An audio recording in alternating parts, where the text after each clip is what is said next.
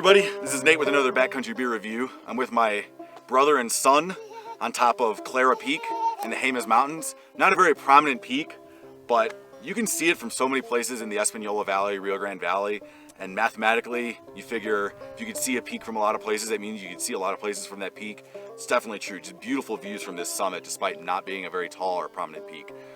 The initial goal for the day was actually Chicama Mountain behind me, but the road, thanks to all the snow and all the rain we've gotten this year, it's been a crazy year as far as wetness goes, which is better than last year, where it was extremely dry.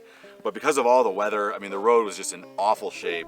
Probably still navigable, but we just decided, you know what, I've already done that mountain, let's do Clara Peak, and I'm glad we did. It's beautiful and not too hard for a toddler either. It is, of course, lager summer, and during lager summer, I review only lager beers. This is going to be the last episode of Lager Summer 2023, and what I've traditionally done in the past is I reviewed rich, I guess what I would call, in quotes, cold weather lagers. Lagers that have the profile of something that you might enjoy in fall, in winter, in early spring, something you might enjoy with a roast, by a fire, not necessarily the typical crispy boy lagers that, you know, you typically see pilsners and the like. This is a very special beer review. Not just because it's the last beer review of Lager Summer, but I actually started filming this beer review, you know, filming the B-roll and stuff, the slow motion footage, on a hike on Memorial Day with my parents and my son. We went up to Hamilton Mesa in the Pecos Wilderness, and it was crazy. I had no signal the entire hike, except for the very last bit, the meadows of Hamilton Mesa, which have this beautiful view of the Pecos Wilderness.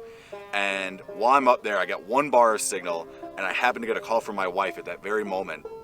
And she tells me she's feeling labor pains 3.5 weeks early from the expected due date. So we rush up, head down to Santa Fe, and my daughter was born the next day. Despite being early, she was perfectly healthy, so I'm very grateful for that.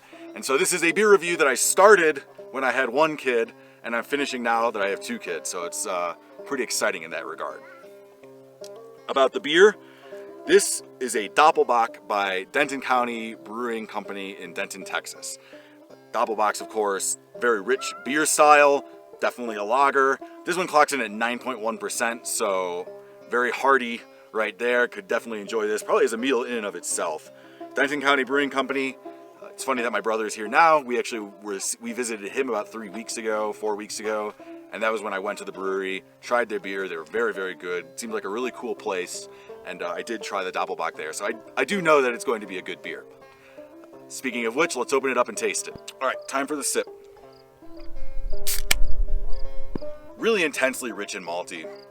It's pretty much like a Doppelbock.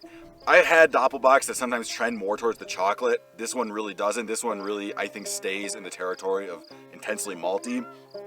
I think maybe towards the middle. It doesn't start off particularly bitter, but as the flavor profile develops, it does kind of trend into the more bitter realm, where it maybe kind of profiles like dark chocolate, maybe burnt caramel, brown sugar. But I'd say more, when it gets there, it's actually to me more like the crust of like a dark rye, made with enough honey to kind of maintain that sweetness, that malty sweetness. Definitely the onset of the flavor is mostly malty and sweet, but I do get some fruitiness. In particular, it's actually really interesting. I get apple juice, and I think it's because the beer it's not cloyingly sweet and it's not syrupy, but it does have a lot of sweetness to it. And because of that, I am getting definitely, with the light fruitiness, I am definitely getting an apple juice note. It doesn't stick around very long, and honestly, when I was drinking it at home, I wasn't really getting quite so much of that apple juice note. I was getting it on the aroma, but not so much on the actual taste. Now that this beer it's actually pretty warm, I am definitely getting apple juice. Getting a lot of molasses. I mean, definitely molasses, even though it took me this long to mention it, molasses, caramel, those are the dominant flavors of the beer for sure. Just that sugariness, that maltiness, that molasses flavor really just like dominates the flavor profile throughout. I wouldn't call any part of this beer syrupy, but it does maintain a lot of that rich sweetness, that rich maltiness, to kind of come close to me saying that. The mouthfeel, definitely not, but the flavor, a little bit, yeah. The finish, really not. I don't think the finish is all that bitter, though the beer does approach bitter as the flavor profile gets on.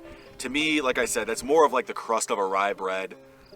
And actually the fruitiness kind of changes a little bit. I'm almost getting like I'm getting approaching dark chocolate. I'm getting this like almost black forest cake where that fruitiness is evolving from like apple to more of like a juicier, maybe like cherry, and that's happening at the same time that the flavor is darkening, richening a little bit, getting more bitter. But the finish really is not very bitter.